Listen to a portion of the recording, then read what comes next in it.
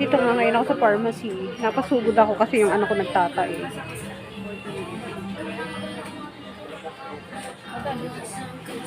Bili na ako ng gamot. Guys, nabili ako ng gamot ng anak ko pagtatay.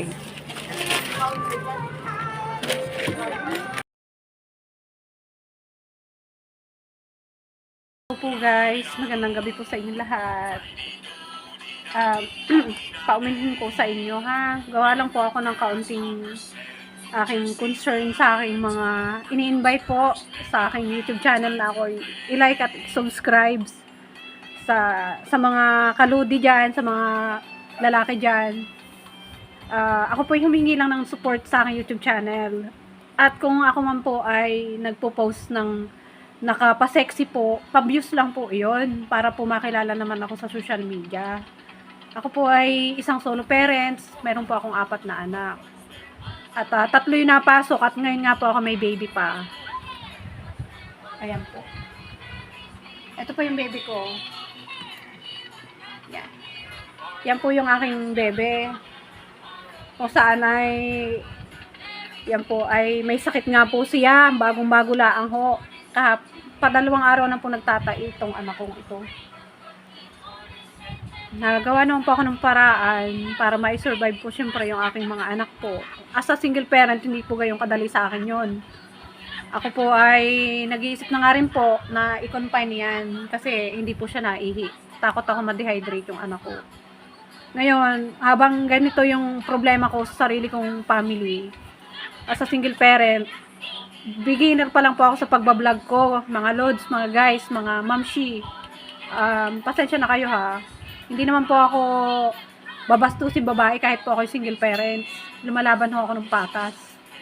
Napakarami po talagang basto sa social media.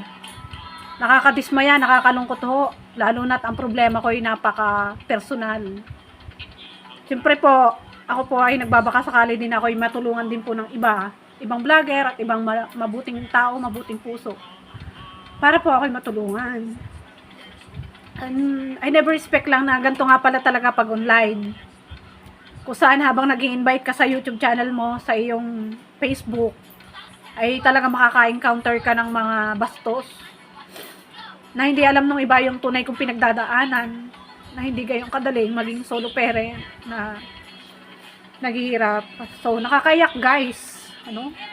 First time ko nararanasan to. Actually, matagal na ho ako may YouTube channel. Ngayon ko nga lang ho, nabigyan ng pansin. At nag-try din ho ako, baka sakali. Para po iahon ko rin ang aking sariling pamilya. Mga anak ko nag-aaral. At ngayon guys, eto, gumawa ako ng video ay alas 12 ng gabi. 1:01. At ngayon ay April 4. So, yan. Nakakaiyak guys, sa likod na nangyayari sa akin. Napagkakamalan akong bayaran guys. Kasi ang gaganda ng mga post ko nga naman. Hindi nyo lang alam po, mga kaludes, mga kamamshi, mga ka-bestie. Ako ay nag-workout lang sa aking online sa YouTube ko. Para, hindi ko alam kung magsasucess ako. Talagang, taya na rin ako. Pero hindi ho ako bayaran, hindi ako ganun kababang babae. Ako ay may pangarap din sa buhay ko. Lalo na ho't may anak ako. Sana ho, hindi naman ho kayong mapangbastos. Sana, matuto ho kayong rumispeto, mga lalaking bastos dyan. Wag hong ganon, hindi porke ako ay nagpupuso ng pang sexy ko, ay ako ho ay ginagayan ninyo ho. Ano po, real talk lang po. Sa mga makakaunawa, salamat po sa inyo. Sa mga sikat na vlogger dyan, lalo na sa mga sikat sa Ivana Alawi, Wamos, lahat na, pati si Awit, ay kay Boy Tapang, sa inyo lahat. Salamat po at kayo nagiging inspirasyon ko, mga idol ko po kayo. Sir Rapitol po, lahat po. Ako po ay natutuwa po sa inyo. At ako nga po ay pumasok din sa Buhay Vloggers. Buhay beginner pa lang po ako. Ay talaga kung hindi po pala biro ang maging vlogger. Naandyan po na ikaw ay hinuhusgahan ka ng hindi mo kilala. Napakasakit. Imbis ho na ako'y tulungan na hindi. Nakakapaiyak. Ayun lang ho guys. At bukas ay mag-upload ako. Magpapacheck up ako ng anak ko. At sa mga nakakaunawa at nais din akong tulungan, ay bahala na ho ang Diyos sa inyo. Maraming salamat. God bless. Bebe ko. Oh, yan. Oh, yan po ay nagtatae. May diarrhea siguro or maybe nagngingipin. Hindi ko alam kung bakit siya tatae, no? Sige guys, ako'y na-stress. Napapayak lang ako sa sinasabi ko. Napaka-personal. Salamat po. Seryoso talaga paninig ang baby namin, oh. Oh. Wala nang lagnat ang baby ko. Wow naman. Oh, tinan mo yung tsura niyan. Oh, oh, yun. Hello.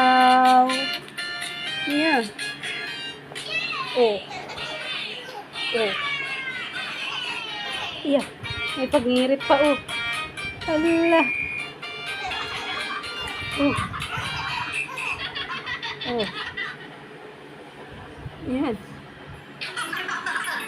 So, katapos lang po niya mag-lunch daw po.